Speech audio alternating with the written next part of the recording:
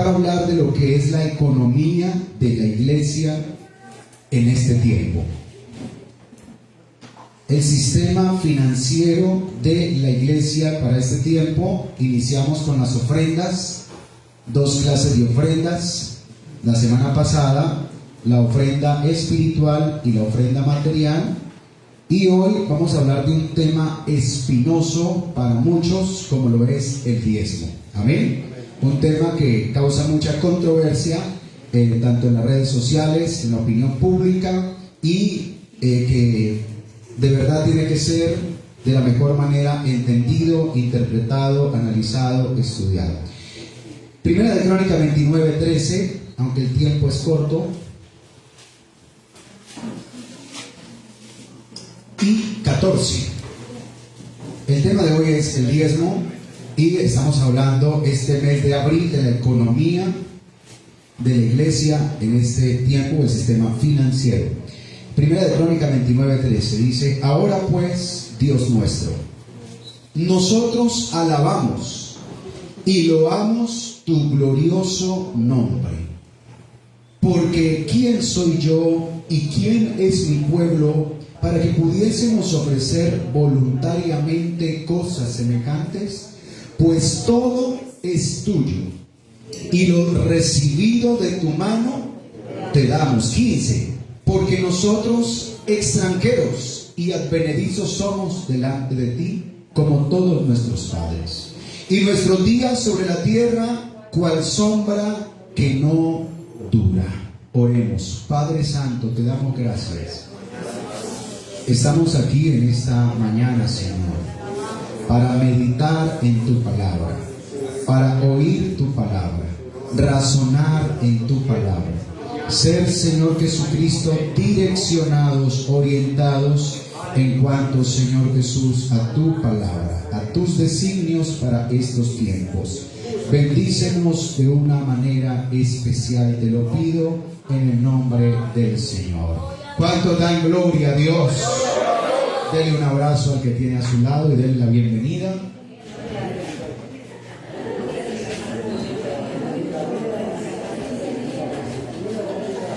He llegado a este lugar con el propósito de estar junto a ti. He llegado a este lugar con el propósito de estar junto a ti, porque soy una oveja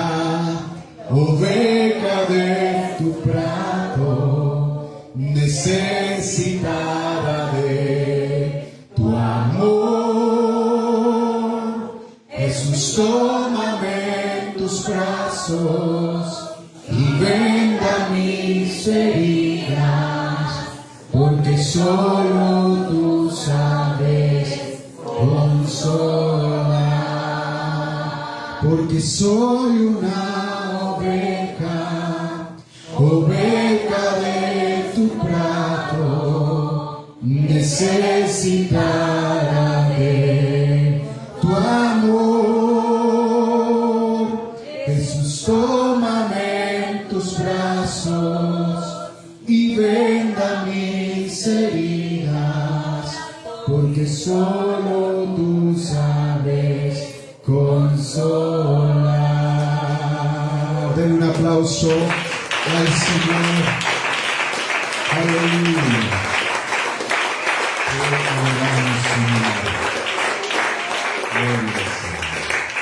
Puede tomar asiento, hermano, y vamos a leer en esta mañana también en el libro del profeta Ageo, capítulo 2. Libro del profeta Ageo, el capítulo 2. Estamos hablando del sistema financiero de la iglesia para este tiempo, y el tema de hoy es el diezmo. Amén. Ageo capítulo 2, verso número 8. Gloria al Señor. Ya la tienen ahí, ¿cierto? Amén. Dice el Señor: mía es la plata y mío es el oro, dice Jehová de los ejércitos. Esas eran las palabras del profeta Ageo en tiempos de la restauración del templo destruido por Nabucodonosor y los babilonios.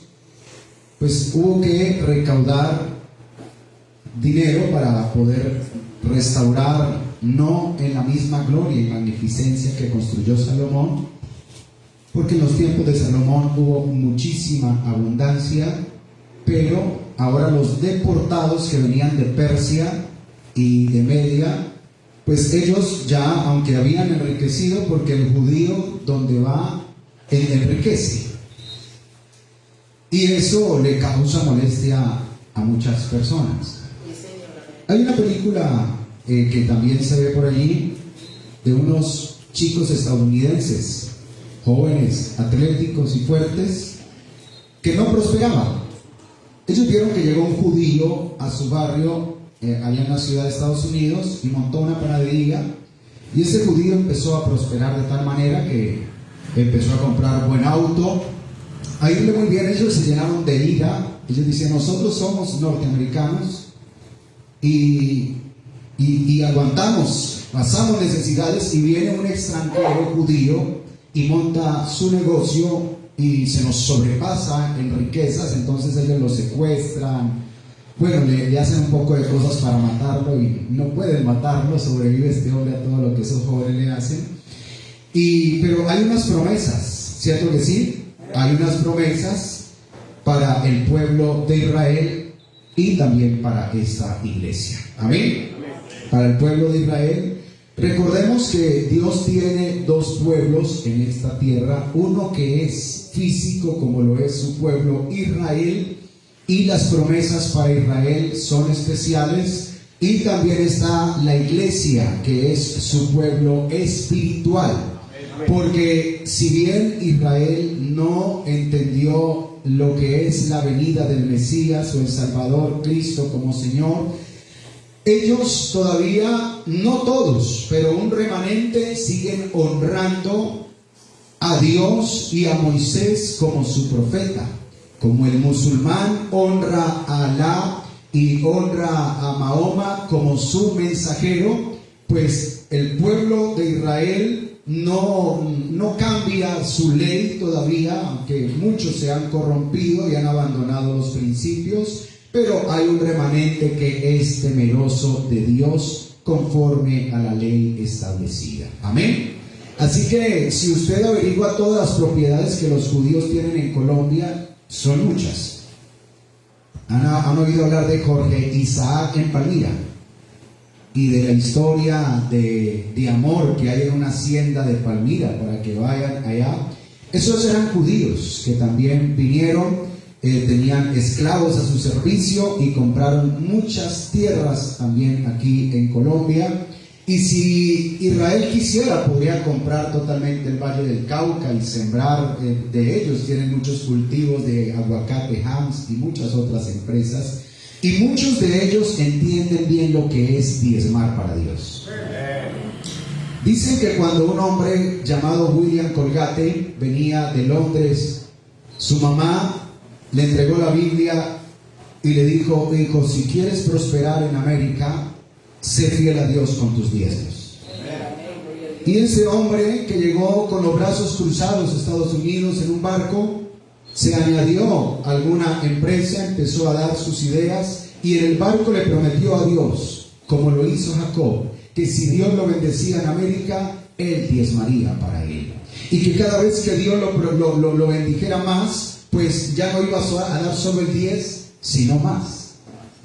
Por eso los judíos mormones y muchas otras sectas que son fuertes en Estados Unidos, pues en la parte económica tienden a ser muy fieles.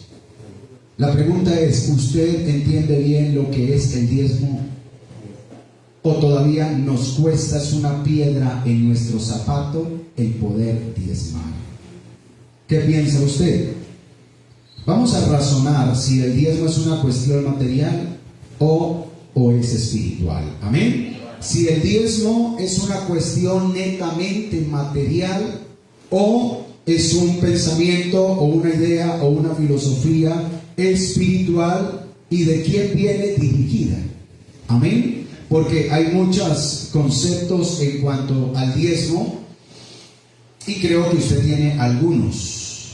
Amén. Para mí, como cristiano, antes de ser pastor que soy, es muy claro qué es el diezmo y para quién es. Amén. Antes de ser pastor soy cristiano, porque yo no me salvo por ser pastor, me salvo por ser seguidor de Jesucristo el Señor. Amén. Alabanzas al nombre de Jesús.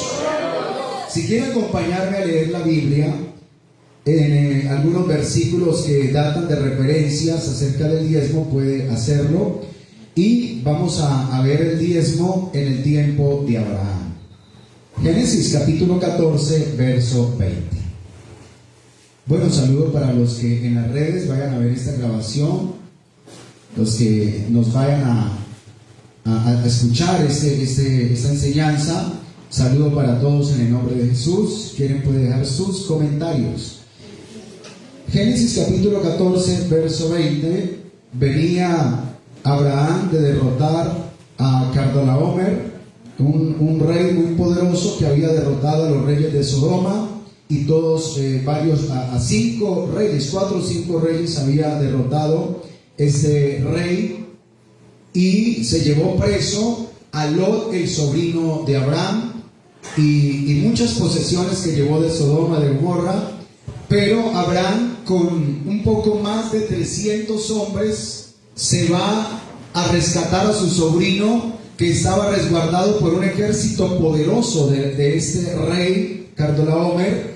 Y Abraham, creyendo que Dios le daría la victoria, pues efectivamente Dios, por medio de Abraham, con estos 300 hombres que eran pastores de ovejas, eran esclavos, eran siervos, Dios le da la victoria a Abraham, rescata a su sobrino, rescata las posesiones de aquellos pueblos. Y entonces dice el verso 17: cuando volvía de la derrota de Cardolaomer, Génesis 14, 17, y de los reyes que con él estaban, salió el rey de Sodoma a recibirlo al valle de Sabe, que es el valle del rey. Entonces Melquisedec, rey de Salem y sacerdote del Dios Altísimo, sacó pan y vino y le dijo, y le bendijo, diciendo: bendito sea Abraham, Dios del Dios Altísimo, creador de los cielos y de la tierra, y bendito sea el Dios Altísimo que entregó tus enemigos en tu mano. Y le dio a Abraham los diezmos de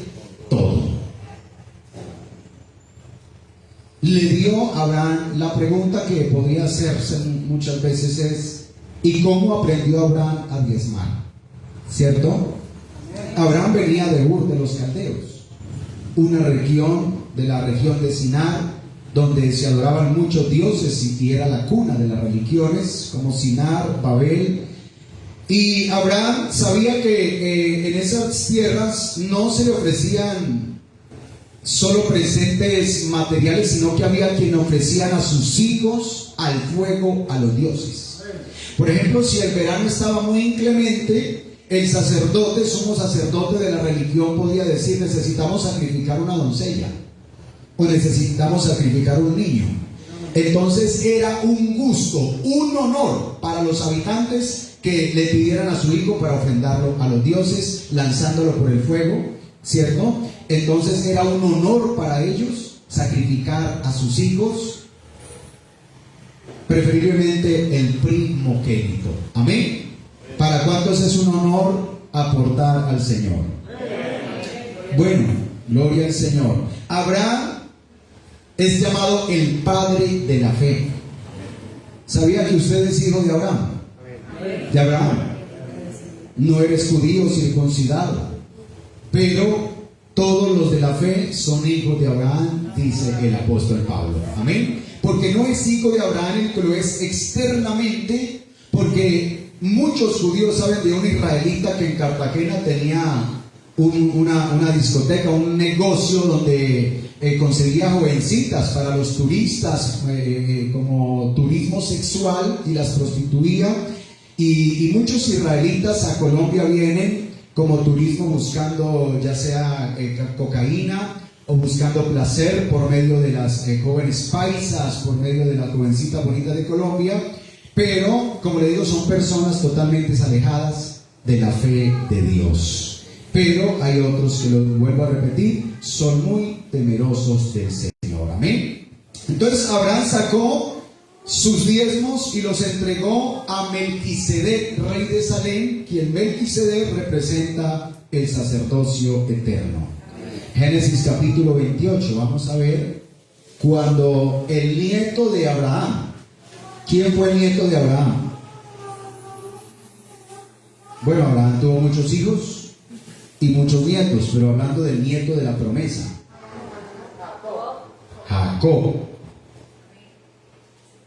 Dice el capítulo 28, versículo número 20 en adelante.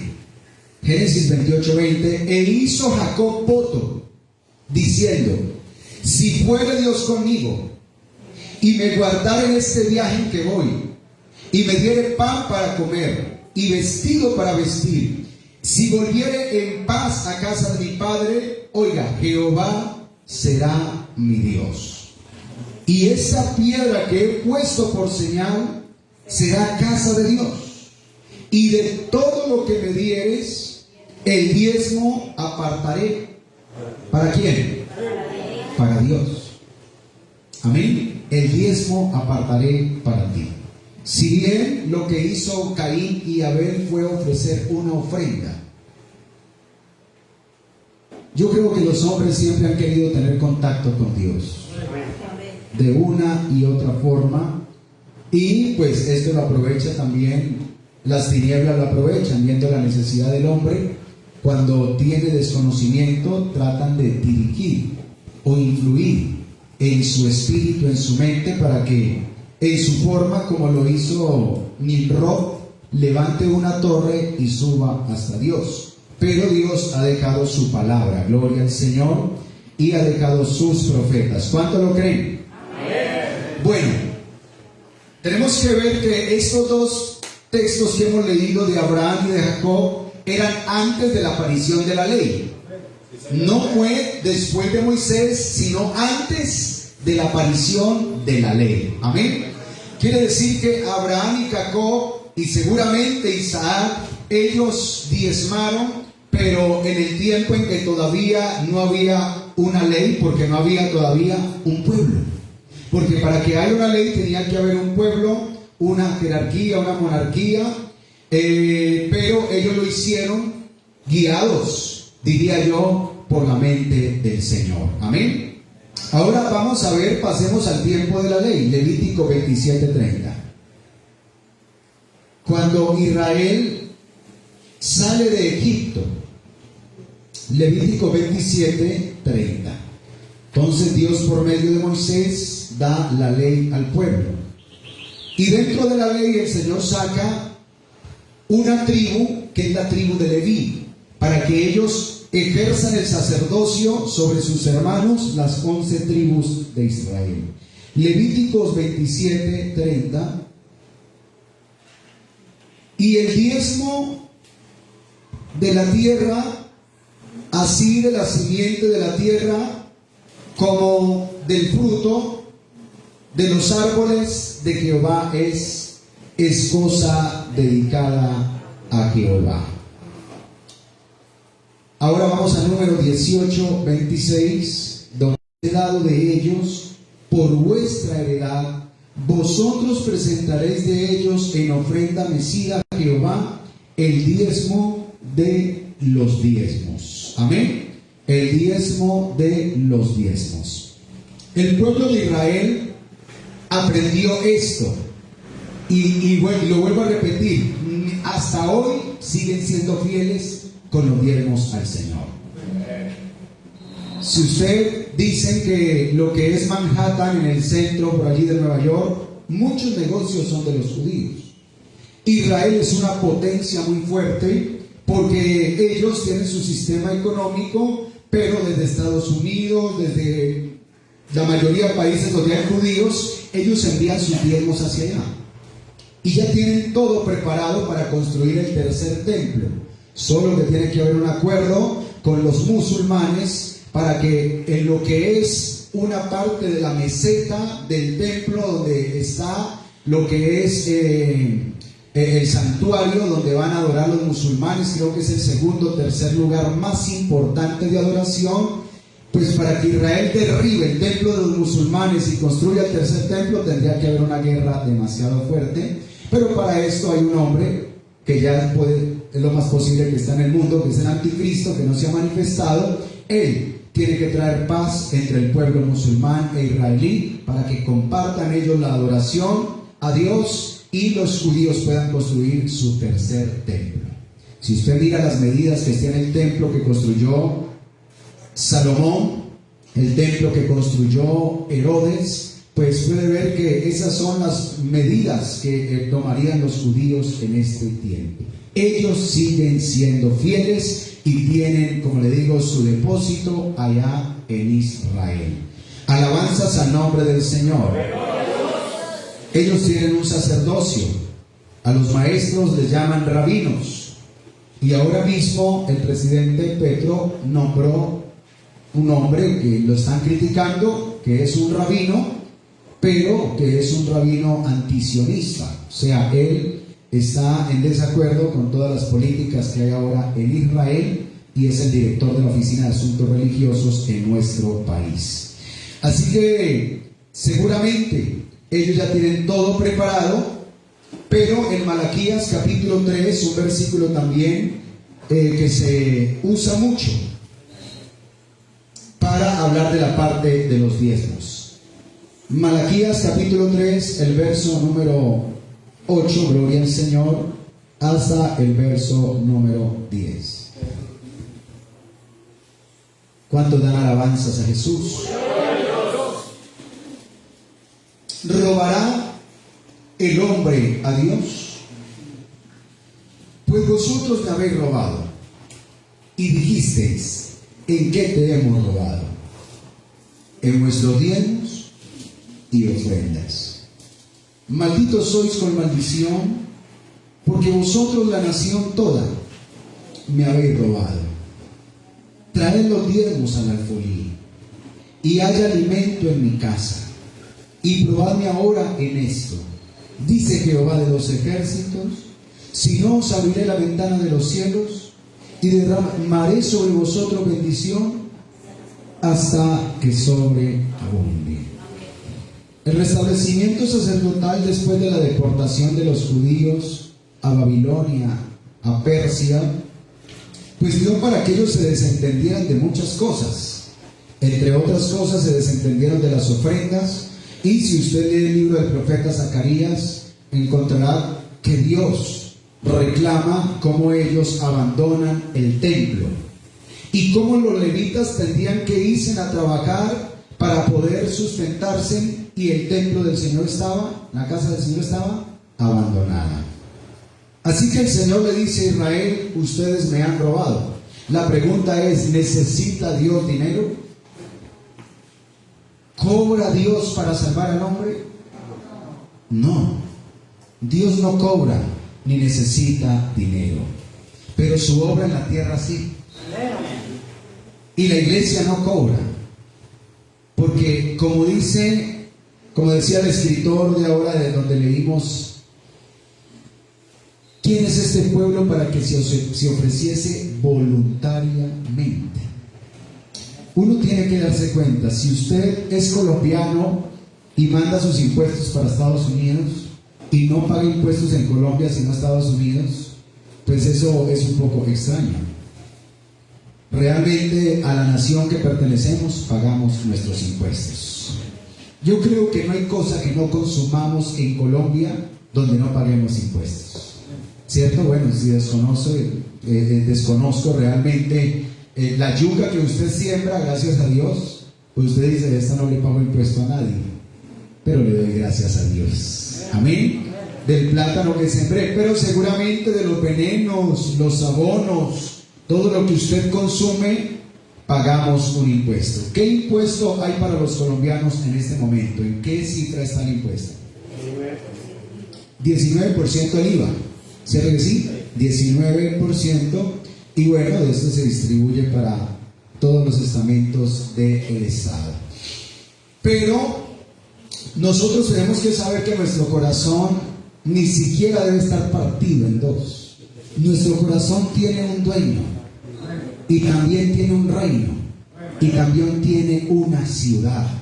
Y no es precisamente Jerusalén ni Israel. Nuestro corazón no está partido, aunque muchos o algunos aquí deseáramos de verdad ir a Israel y visitar Jerusalén y pasear por toda la tierra llamada Santa, pero la palabra del Señor dice que nuestra ciudadanía está en los cielos. Y el Señor dice en Mateo, gloria al Señor, capítulo 6, vamos a leerlo. Mateo capítulo 6, alabanzas al nombre de Jesús. Si me llegase a pasar unos minutos, me perdonan. Versículo 19, no hagan tesoros en la tierra, donde la polilla y el orín corrompen. Mateo 6, 19 y 20 y 21. Y donde ladrones minan y hurtan, sino haceos tesoros en el cielo, donde ni la polilla ni el orín corrompen, y donde ladrones no minan ni hurtan, porque donde esté vuestro tesoro, allí estará también vuestro corazón. Cuando yo ofrendo, ¿para quién lo hago? Cuando yo diezmo, ¿para quién lo hago? ¿Qué beneficio recibo por ofrendar? ¿O qué beneficio recibo por diezmar? Yo no ofrendo por recibir beneficios, es porque he recibido beneficios. Yo no diezmo para recibir beneficios, es porque he recibido beneficios del Señor. ¿Amén? No lo hacemos para, sino que lo hacemos por. Amén. Porque la mentalidad que hay en muchos ámbitos religiosos es que yo hago esto para que suceda esto. Pero el verdadero sentido espiritual es yo hago esto porque sucedió esto. Señor, amén, gloria a Dios. Aleluya, santo. Y cuando usted y yo ofrendamos sencillamente solo por las cosechas, o diezmamos por los beneficios de Dios, no recordando la cruz del Calvario, nuestros aportes no serán tan significativos de corazón. Cuando yo hago las cosas pensando en lo que Jesús hizo en la cruz del Calvario, todo se queda corto, todo se queda pequeño, porque el sacrificio de Dios fue sobremaneramente grande, inmensurable, perfecto.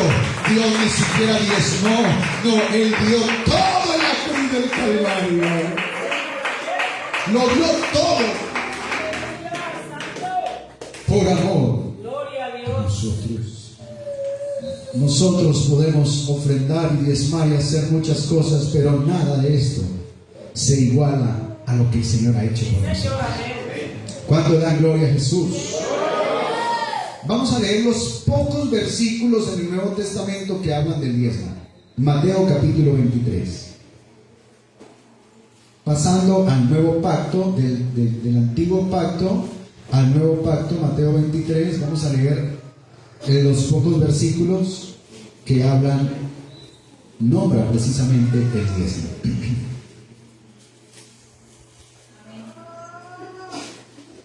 Dice Mateo 23, 23. Ay de vosotros, escribas y fariseos hipócritas, porque diezmáis la menta y el eneldo y el comino, y dejáis lo más importante de la ley, la justicia, la misericordia y la fe. Esto era necesario sin dejar de hacer aquello. Bueno, también traemos la oración del fariseo frente a la oración del publicano. El fariseo daba gracias con su rostro levantado porque no era como los demás, porque él oraba, ayunaba, ofrendaba y diezmaba, y se justificó a sí mismo. Pero el publicano no quiso ni siquiera acercarse al altar, sino que desde atrás agachó su cabeza y le decía: Señor, ten piedad de mí, porque soy un hombre pecador. Así que dice que fue justificado primero el publicano antes que el fariseo. Jesús entonces dice que es necesario, el versículo que leemos dice, es necesario hacer lo que hacían los fariseos de lo que es diezmar. Es necesario hacer aquello sin dejar de hacer. O sea, Jesús no vino a decir, ya en mi tiempo no es necesario diezmar, sino que solamente hacer justicia, misericordia y la fe. Pero el Señor dice, esto era necesario hacer sin dejar de hacer aquello. Quiere decir que el Señor no elimina, porque el Señor es el principio del cristianismo. El Señor es el que viene a enseñar el cristianismo. Él es nuestro hermano mayor en la fe, como hombre. Amén. Jesús como hombre es nuestro hermano mayor. Por eso el apóstol dice, lo que hizo Jesús, hagan ustedes. Quiere decir que Jesús cumplió toda justicia. Alabanzas al nombre del Señor. En Lucas capítulo 11, verso 42, vamos a tomar también, prácticamente es el mismo versículo, pero ya escrito por Lucas 11, 42.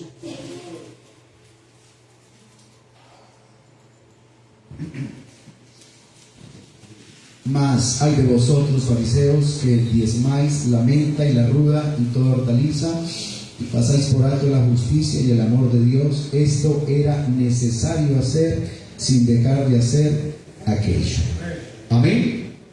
¿Por qué? Porque hay un establecimiento de unas normas que no se podían sencillamente ignorar, y Israel dejó de ser nación en el año 70-71 después de Cristo, cuando el general Tito invade y destruye a Jerusalén y mata a miles de judíos crucificados. Escuchen, después, en el año 70 después de Cristo, el general Tito crucifica a muchos judíos que quisieron huir del asedio.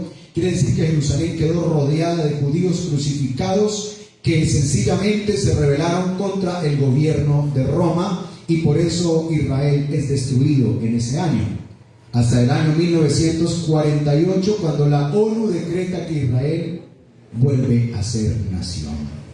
Ellos seguramente en todas las tierras donde fueron dispersados, pues era agobiante, porque no tenían un templo, un lugar. Países como Polonia, países como Rusia, países donde le brindaron refugio, ellos trataban de construir su sinagoga, y en la sinagoga establecer un sacerdote que les enseñara la ley y a poder tener un sostenimiento económico conforme a la ley de Moisés para ese sacerdocio. Pero créanme que el pueblo judío ha pasado por todo eso. La iglesia pentecostal, ¿cuántos años de historia tiene en Colombia? 88 años, ¿cierto? Realmente somos una iglesia relativamente nueva en Colombia, y que cada año se toman decisiones, resoluciones, pero hasta hoy, hermano, el sistema financiero de la iglesia ha funcionado así, de esta manera, copiando parte de lo que es el sistema del pueblo judío y trayéndolo a nuestro tiempo, y para la iglesia ha sido de bendición. ¿Cuántos lo creen? Ahora, carta a los Hebreos capítulo 7.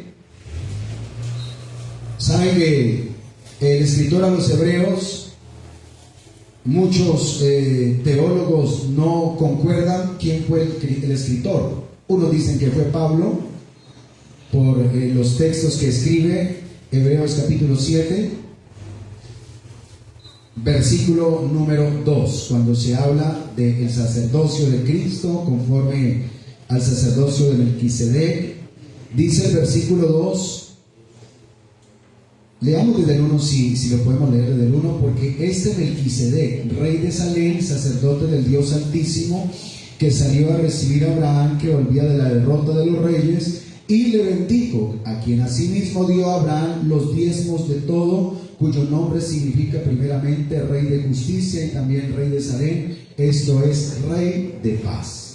verso 4 al 6. Considerad pues cuán grande era este a quien aún Abraham el patriarca dio diezmos del botín. Ciertamente los que de entre los hijos de Leví reciben el sacerdocio tienen mandamiento de tomar del pueblo los diezmos según la ley, es decir, de sus hermanos, aunque estos también hayan salido de los lomos de Abraham. Pero aquel cuya genealogía no es contada de entre ellos tomó de Abraham los diezmos y bendijo al que tenía la promesa. Verso 8 y 9, gloria al Señor. Y aquí ciertamente reciben los diezmos hombres mortales, pero allí uno de quien se da testimonio de que vive. Y por decirlo así, en Abraham pagó el diezmo también Leví, quien recibe los diezmos porque aún estaba en los lomos de su padre cuando Melquisedec le salió al encuentro. Llama la atención esta palabra que dice que en Abraham pagó el diezmo Leví. Como si dar el diezmo fuera a pagar. Es reconocer. Amén. Llámelo así el escritor, tal vez en otras versiones del lenguaje latín, del lenguaje griego, en otras versiones puede dar una referencia, un direccionamiento a esta palabra, pero dice que en Abraham pagó los diezmos también Leví. Alabanzas al nombre del Señor. Aquí está entonces lo que es las referencias del antiguo pacto, las referencias del nuevo pacto, y aquí es donde vienen las justificaciones de muchos para no reconocer el diezmo. Es que hay muy pocos versículos, es que ni Pedro, ni Pablo, ni Timoteo, ni ninguno de estos escritores dicen que los cristianos debemos de diezmar. Es una de las razones, ¿sí? Pero entonces hay que ver que los que predicaron el evangelio al principio eran judíos. Amén. No eran sencillamente de griegos, romanos. No, ellos, aunque Pablo tenía ciudadanía romana, pero era de origen hebreo, de hebreos de la tribu de Benjamín, como lo describe en Filipenses capítulo 3, y ellos sabían que era diezmar. Amén. Sabían que era diezmar. Así que hay un comentario que lo traigo también aquí de algún pastor, donde un creyente le dijo: pastor, muéstreme por la Biblia donde dijo Pablo que yo debía de diezmar. Y entonces el pastor le dice, le entrega la Biblia también al hermano y le dice: y muéstreme donde dijo que no debíamos de hacerlo. Entonces el creyente decía: muéstreme donde Pablo habla. Bueno, pues Pablo allí en Corintios habla en 2 de Corintios capítulo 9, gloria al Señor. Vamos a ver allí 2 de Corintios, perdón, es primera, no segunda sino primera, perdón hermana Ruth y todos. 1 de Corintios capítulo 9 habla de los derechos, ¿no? Resulta que cuando Pablo como misionero empezó a predicar, Pablo no enseñaba el sistema económico a los creyentes. Lo que Pablo primero les enseñaba era a dejar el pecado y a seguir a Cristo. Pero cuando vienen a formarse en las iglesias, porque Pablo era apóstol, no pastor, y él tenía varios dones, pero él escribe en Efesios que el Señor a unos constituyó apóstoles, a otros profetas, a otros maestros, a otros evangelistas y pastores, a fin de perfeccionar a los santos para la obra del ministerio. Amén. 1 de Corintios 9 habla de los derechos de un apóstol. ¿Qué es primero, el deber o el derecho? Para tener un derecho, primero hay que cumplir con un deber. Usted tiene deberes y tiene derechos. Amén. Así que el apóstol dice: mis deberes como apóstol es llevar el evangelio de Cristo por todo el mundo. Pero Pablo vio que sencillamente cuando se trató ya de la parte económica, algunos como que quisieron reaccionar. Si bien las personas de Corinto también tenían sus dioses antes de que llegara el cristianismo. Ellos tenían dioses, tenían diosas, porque eran de costumbres griegas. Y los griegos de Atenas repartían la doctrina de los dioses por todo el mundo, y a todo Dios había que darle una ofrenda. Cuando usted sencillamente en su tiempo en que practicó la religión católica, usted tenía unos santos que eran más de su devoción, preferidos. ¿Se acuerda de un santo que usted veneraba? ¿No le ofrecía a usted una ofrenda de incienso a ese santo antes de pedirle algo? ¿No le prendía siquiera una vela y le hacía alguna promesa? Ya, es una demanda y es algo, un sentir, a no ser las personas que no creen supuestamente en nada, que niegan totalmente toda deidad, todo espíritu, toda eternidad.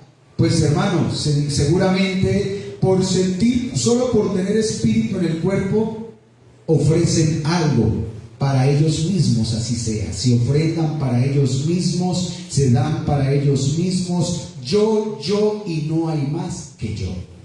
Primero yo, segundo yo, tercero yo.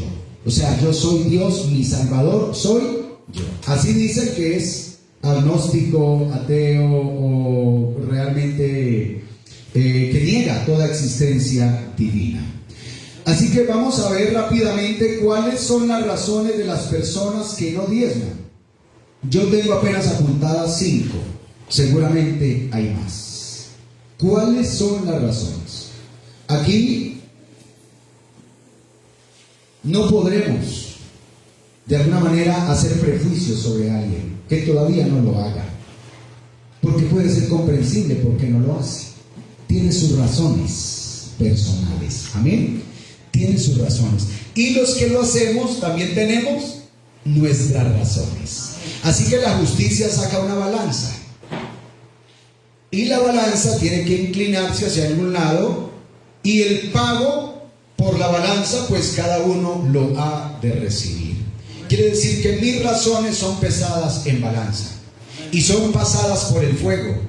Porque si bien dice el Señor, si vuestra justicia no fuere mayor que la de los escribas y los fariseos, no podréis entrar en el reino de los cielos. Realmente es grande la misericordia del Señor. Hay iglesias o negocios. Muchas iglesias en realidad son más negocios lucrativos y económicos que caminos de salvación. Realmente hay hombres de buena conciencia y de buen corazón que quieren llevar el evangelio y esperanza a los demás y establecen algún sistema económico como orden para sostenimiento del mismo ministerio de la iglesia, pero muchas personas en un país de fe como Colombia, como Brasil, como Centroamérica, países como Norteamérica, que son los países de Occidente, que todavía tienen cierto grado de fe, pues hay muchos vividores que aprovechan para hacer de la fe negocios lucrativos. Eso no lo ignoramos, ¿cierto? Pero no sé si usted todavía cree que la iglesia pentecostal es una iglesia de carácter y origen totalmente lucrativo y es un negocio económico donde tienen a más de 5,000 pastores que tiene esta iglesia viviendo de los diezmos y es un negocio rentable y humano. No sé si usted todavía tiene esa idea. ¿La consigue usted que esto es un negocio totalmente humano? Y usted viene aquí porque le gusta cantar. Y usted viene aquí porque, pues así no va a la cantina y no va a fumar vicio. Porque viene aquí porque le parece un lugar bonito. Y pues usted no está de acuerdo con el sistema económico, pero usted da una limosna cuando usted puede darla. ¿Será la mentalidad que podemos tener sobre esta iglesia en esta mañana? Pues no lo sé. Pero entonces nombro 5 razones de las personas que no diezman. Primera razón: falta de conocimiento. Si usted sale a hacer un sondeo a Sevilla, al Parque Uribe, la Concordia, y le pregunta a 100 personas si ellos diezman, ¿qué le van a decir a esas 100 personas? Tú entras a una cantina, tú le preguntas a un drogadicto, Le preguntas a una mujer que vende su cuerpo, le preguntas a una persona que vende cosas en la calle, ¿usted diezma? ¿Qué va a decir la mayoría? No. ¿Y por qué habría de hacerlo? ¿Y por qué lo tengo que hacer? Yo voy a tal iglesia y doy una limosna o doy una ofrenda, pero yo de diezmos no conozco nada. ¿Los pastores que usted conoce les ha dado miedo hablar del diezmo? ¿O por qué no le han enseñado bien o no se han enseñado bien? Es la pregunta. Si bien los extremos todos son malos, hay unos extremadamente abusivos para hablar de la parte económica. Y eso tiende a que se siembre una duda de si lo que le interesa a ese pastor es que mi alma sea salva o le interesa mi bolsillo. Cuando son extremadamente dados a estar hablando de los diezmos. ¿Sí? Entonces nace esa duda. Y el otro extremo dañino es de los que no tocan este tema porque no lo entienden, no lo saben, les da miedo o la gente se les va de la iglesia. Son dos extremos peligrosos. El que habla demasiado de los diezmos y está cada 8 días, hermano, ya diezmaron, hermano, vea, estoy aguantando hambre, vea, las llantas del carro se me acabaron. Esos son extremos totalmente perjudiciales. Pero el otro extremo es guardar silencio frente a algo que está establecido, que está escrito y que realmente debemos de enseñarlo. Amén. Alabanzas al nombre del Señor. Demos gloria a Jesús. Primero, falta de conocimiento. Segundo, razón de los que no diezman. Se preguntan, ¿será que esto proviene de Dios o es un invento humano? Es otra razón, ¿cierto? Y de pronto hay veces viene frente al alfolí, saca su billete y no sabe, ¿será esto de Dios o será esto de los hombres? Y está así temblando. No sabe, ¿cierto? ¿Qué hacer? ¿Será esto de Dios o será que este barrigón se inventó esta vuelta? Bueno, pues es una razón y es respetable. Y el pastor, ningún pastor tiene que andar condenando a nadie que porque no diezma. Y que todas las maldiciones y que tu finca y que tu salud, hermano, duden de una persona así. Porque la persona que de verdad ama a Dios y ama las almas, ese no es su interés, hermano. El interés es la salvación de las almas, pero que se haga justicia y se cumpla justicia en lo que hay establecido.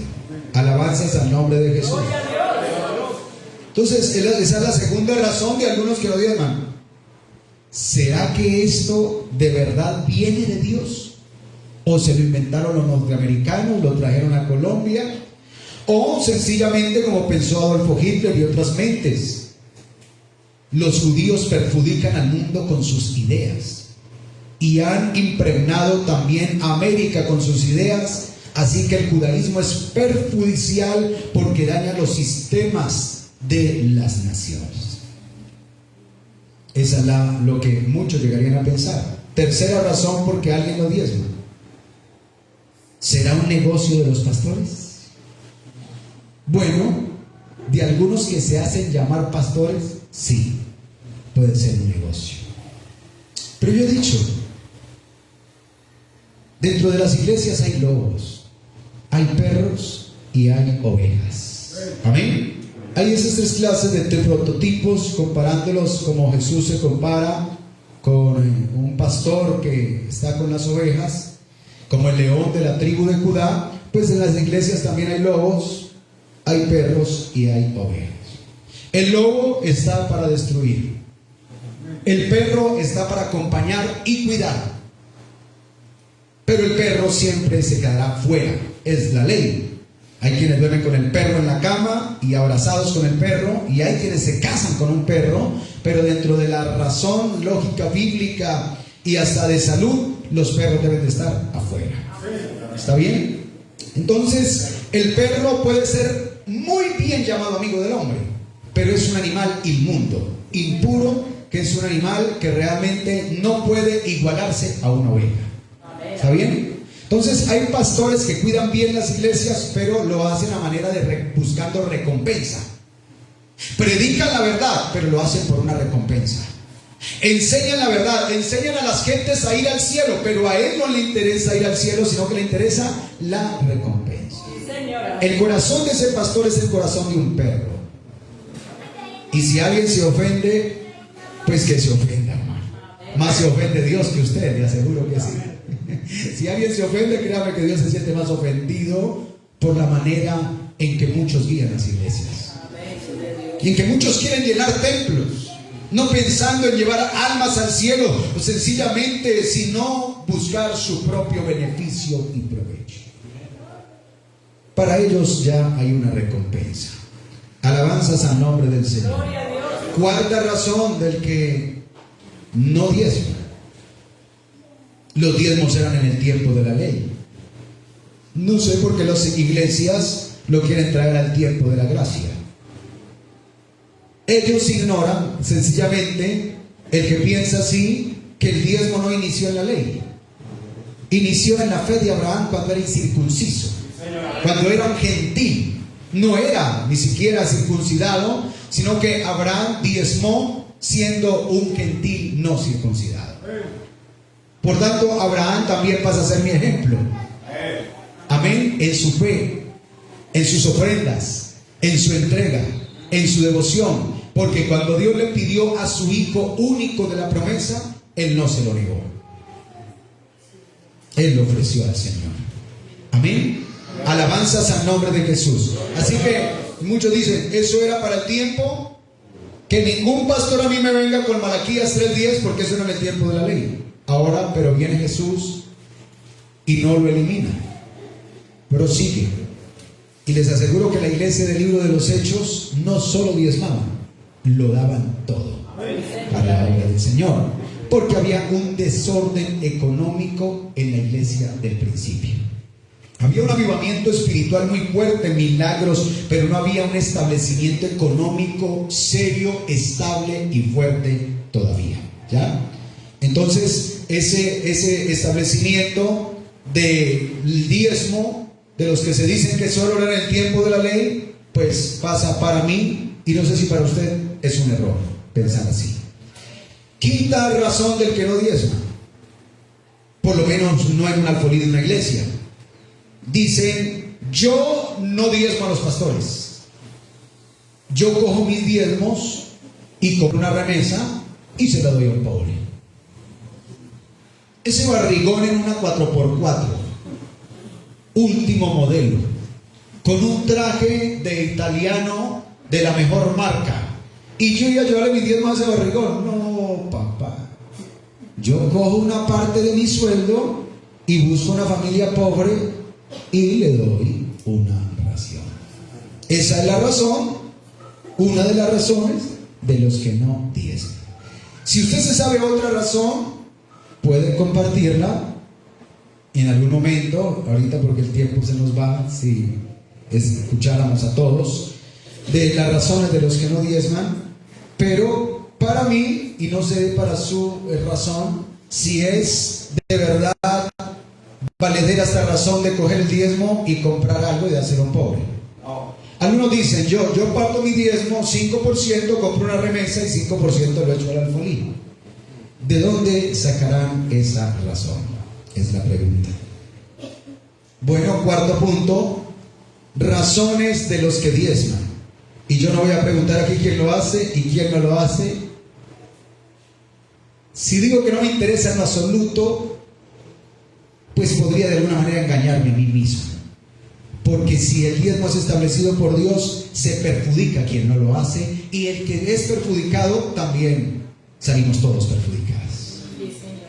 Así que si yo digo, no me interesa si usted lo hace o no lo hace, pues hay una razón en mí que sí me preocuparía por el que no lo haga si esto agrada a Dios. Si usted cree que el diezmo no agrada a Dios en el alfolí, pues esa es su razón. Pero en mi razón, hermano, esto es justo y agradable delante del Señor. Y esta iglesia ha sido bendecida. Y el que no lo hace, yo digo, sí, hermano, no quiero decir con esto que que entonces ya hay maldición sobre ti o no, hermano.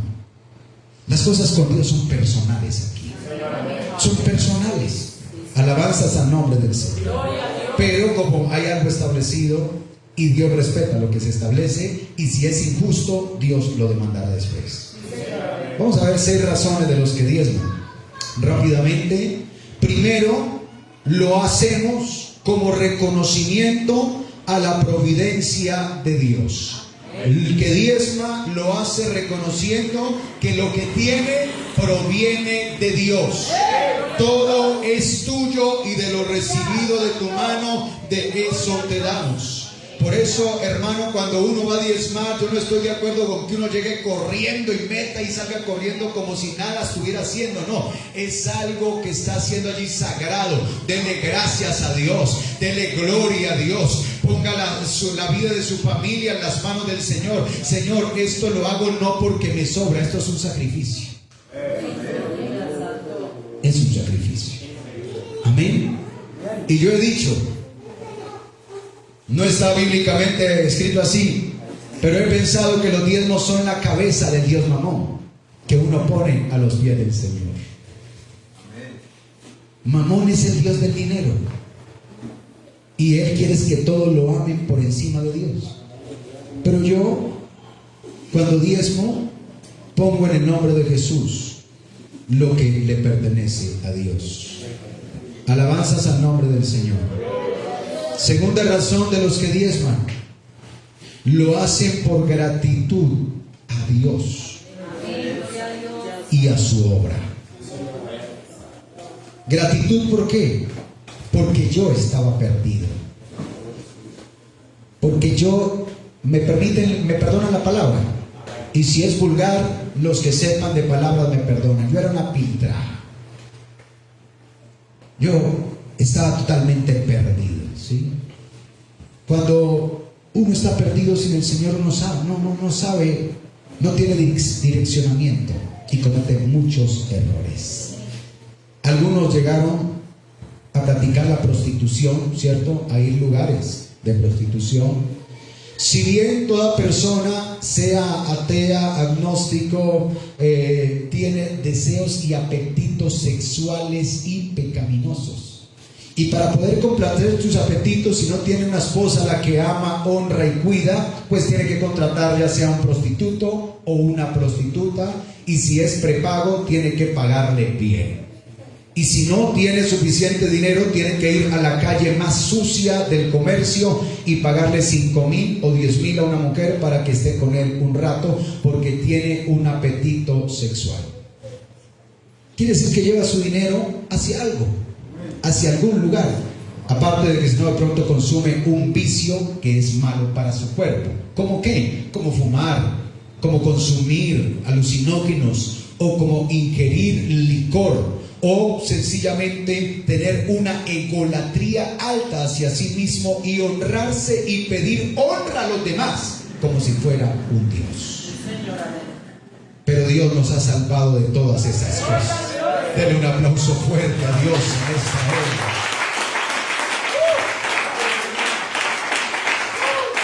Él te ha salvado. Gloria a Dios. Y si usted mira cómo está vestido, yo creo que a usted le gusta cómo está vestido. Amén. Gloria a Dios. Y si a usted le agrada la vida que lleva, es agradecimiento hacia el Señor. Amén.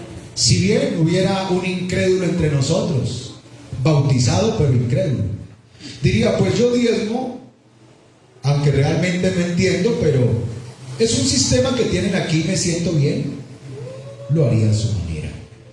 Cuando llegó la pandemia a Colombia, se pensaron muchos, ¿y ahora de qué vamos a vivir? Y las iglesias van a quebrar. Pero hermano, la mano de Dios se vio en la pandemia, bendiciendo a la iglesia. Yo vivía en la casa pastoral en Tuluá, y por las cámaras llegaban las personas, hasta inconversos, a dejar sus diezmos. entraban, les abría yo la puerta, corrían al alfolí, diezmaban y salían personas apartadas, inconversas, hermano. Entraban a dejar lo que es del Señor. Oiga, lo que es del Señor. Lo que es del Señor. Si algún hombre se roba lo que es del Señor, sea pastor o quien sea, al Señor cuenta dará. Porque el diezmo no es de ningún hombre, de ninguna iglesia, es de Dios.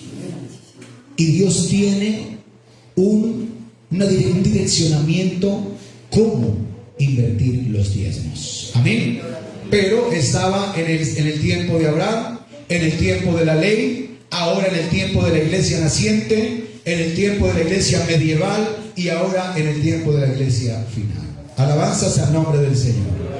Tercera razón de los que diezman: un reconocimiento al orden establecido por Dios y por la iglesia.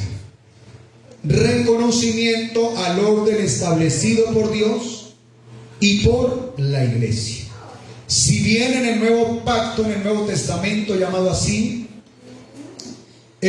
no hay una doctrina fuerte que incluya allí lo que es los diezmos, lo repito nuevamente, la iglesia apenas se estaba formando en el Nuevo Pacto. Amén. Pero con el tiempo, bueno, saben que hubo un tiempo de oscuridad para la iglesia, donde no tenemos registros históricos de la iglesia evangélica medieval, porque la iglesia tradicional toma la rienda del cristianismo y ellos, por medio de los llamados sucesores de Pedro, pues empiezan a sacar todos los sistemas, ya sea religioso, económico, material, de la iglesia medieval, hasta que viene la aparición de los llamados protestantes y vienen los órdenes de las iglesias de Europa, Inglaterra, América y ahora Sudamérica. Y viene para nosotros un adoctrinamiento donde los misioneros también enseñan lo que es el diezmar. Alabanzas al nombre del Señor. Ahora vamos a Mateo capítulo 16. Y ya estamos terminando en esta mañana esa muy corta reflexión acerca de lo que los diezmos, porque aquí hay mucha tela que cortar, pero el tiempo. Mateo capítulo 16, donde está la confesión de Pedro, versículo 19, Mateo 16, 19, y a ti te daré las llaves del reino de los cielos. Y todo lo que atares en la tierra será atado en los cielos. Y todo lo que desatares en la tierra será desatado en los cielos. La iglesia tiene jerarquías y autoridades que establecen normas. Ahora, si las normas agradan a Dios y llevan la firma y la aprobación de Dios, hay bendición. Ahora, si se aplican normas injustas para el pueblo de Dios, pues habrá problemas. Pero yo le digo, sobre esta iglesia del nombre de Jesús, hermano, en la mayoría de nuestras iglesias sentimos el poder y la gloria de Dios en nuestras reuniones, en nuestras asambleas. Sentimos que Dios se mueve, que está allí, que sana, que salva. Ahora, que muchos pastores de iglesias grandes, ¿qué hacen con sus diezmos? Sería la pregunta de alguien. Porque si bien hay iglesias muy pequeñas y donde familias de pastores pasan muchas necesidades materiales, otros en realidad tienen mucha abundancia. Leía un artículo de Corea del Sur, que tiene la iglesia evangélica más grande, creo que del mundo. Tiene 800 miembros, una iglesia, 800,000 miembros, una iglesia local. Entonces, hay iglesias demasiado fuertes en lo económico. Bueno, Dios conoce el corazón de cada uno. Si viene un pastor aquí en una camioneta de 500 millones y muy bien vestido, y yo de una le digo, vea, ahí se bajó un hijo del diablo de ese carrazo, Cuidado con lo que decimos, hermano. Mientras que yo que tengo calzones rotos, medias rotas, sí soy un hijo de Dios porque tengo todo roto y así es que le gustan a Dios los hijos. Cuidado con lo que pensamos. La humildad no es lo externo. La humildad va dentro del interno.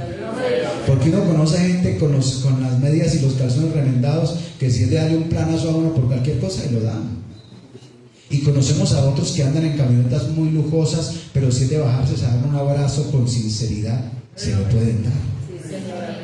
Pero el odio de las clases lleva a que pensemos que el que tiene un carro bonito o algo así, pues es una persona indigna para nosotros los pobres.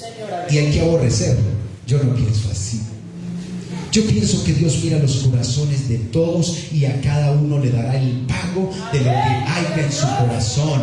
Si lo que hay en ese corazón de ese pastor que se baja de esa camioneta es ambición, es avaricia, es egolatría, hermano, ya está perdido. Pero si Dios bendice a alguien de tal manera, ¿yo qué me voy a oponer? No, es que pastor, usted tiene que andar arrastrando el carro y engrasado de andar debajo de su carro para decir que sí es un siervo del Señor. Por Dios, ¿de dónde sacamos ese cuento? Hermano, si Dios bendice, es para bendecir. Amén, amén, gloria a Dios, aleluya. Oiga, para sostener a los pobres de una nación, no hay bolsillo que aguante. Porque el pobre que no trabaja y no le gusta trabajar, siempre habrá que mantenerlo y no habrá bolsillo que alcance. Porque las naciones declinan. Por muchas veces, cuando usted ve ahora nuestras juventudes que ya no les agrada el campo, no les agrada realmente el trabajo, los trabajos materiales físicos, pues las naciones declinan. Pero hermano, donde hay fuerza laboral, donde hay trabajo, pero sobre todo donde hay amor y respeto hacia Dios, habrá bendición, habrá prosperidad, habrá providencia de parte del Señor. ¿Cuánto dan gloria al Señor? Entonces, si usted cree que el diezmo es un establecimiento meramente eclesiástico de la iglesia y no es de Dios, pues espere entonces la paga para cada uno. Señor, amén. Y yo sí tengo la razón. El diezmo no es de Dios, se lo inventaron. Bueno, si Dios le dijo a Pedro que lo que ataran en los cielos, en la tierra sería atado en los cielos, pues hay que ver qué es justo y no es justo delante del Señor. Cuarto punto, y perdónenme si no termino aún. Reconocimiento a la soberanía de Dios. Todo es tuyo, Señor. Amén. Reconocimiento a la soberanía de Dios. Quinto punto del que diezma: reconoce el reino de Dios. Da a César lo que es del César y a Dios lo que es de Dios. Reconocimiento al reino de Dios entre nosotros. Un embajador. El embajador no solo paga tributos a la nación donde él es embajador, él paga tributos a la nación donde está como embajador. Porque está en un país extraño. Usted y yo somos embajadores en nombre de Cristo. Así lo dice 2 Corintios 5, 20, ¿cierto? Somos embajadores en nombre de Cristo. El reino de Dios está entre nosotros y en el reino de Dios se estableció las ofrendas, los diezmos, los votos. Entonces yo respeto el sistema del reino de Dios. Es mi razonamiento. Si usted tiene otro, es respetable. Amén. Y sexto y último punto: reconocer el ministerio de los que nos enseñan la palabra de Dios. Gálatas, vamos a leer Gálatas y terminamos con ese versículo, capítulo 6 de Gálatas. Capítulo 6 de Gálatas. Alabanzas al nombre del Señor. Ya estamos allí, ¿cierto? Yo todavía no, ustedes me ganaron. Gloria al Señor. Versículo 6, Gálatas 6:6. El que es enseñado en la palabra, haga partícipe de toda cosa buena al que lo instruye. Mira, hermano, recuerde que nadie va a ir al cielo por ser pastor. iremos al cielo por ser verdaderos cristianos. Señor, amén. Hay un concepto que ronda por allí, que el pastor no es oveja. Bueno, respetable, pero yo sí me considero una oveja. Amén. Hay un concepto que rondan algunos pastores: yo no soy oveja. Pues yo sí soy oveja porque el Señor me guía y Él es mi pastor. Ahora, como oveja, yo le pertenezco a Dios. Amén. Pero Dios, ¿qué hace con mi leche y con mi lana como oveja? Es la pregunta. Pues varias cosas. Da al que padece frío, al que tiene necesidad, al que tiene hambre y también al que cuida sus ovejas. Así lo hace Dios. Y si usted quiere pelear con Dios, pues está, si quiere, en su derecho de pelear. Pero yo respeto el pensamiento y el sistema de Dios. Amén. Así que cuando yo diezmo, también estoy ayudando al sostenimiento, no de una, sino de muchas familias, de pastores que predican el Evangelio del Señor. Amén. Así que si lo quieren mirar de esa forma, la iglesia del Señor ahora mismo tiene más de 5,000 familias que son sostenidas por los diezmos, aparte de los pastores que se han retirado ancianos. Ellos también de estos diezmos reciben un sostenimiento. El abuelo de mi esposa duró más de 36 años de pastor. Ahora recibe un sostenimiento para su remesa por todo el tiempo que le sirvió al Señor.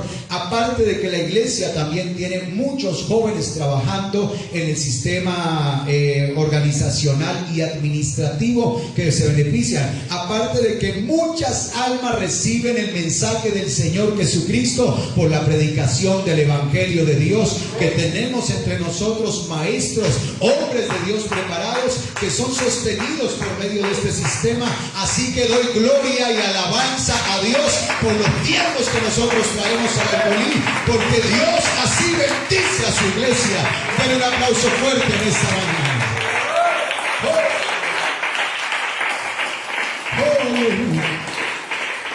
Dios bendice a su iglesia. Y si bien el Señor dijo: a los pobres siempre los tendréis entre vosotros, hermanos, siempre hay que tener un corazón generoso. Pero enseñarle al pobre que no siempre se tiene que ser pobre, que con la ayuda de Dios podemos salir de muchas situaciones difíciles, administrando bien lo que Dios ha puesto en nuestras manos. Póngase de pie, por favor, y vamos a orar al Señor. Lo repito, respetamos el pensamiento y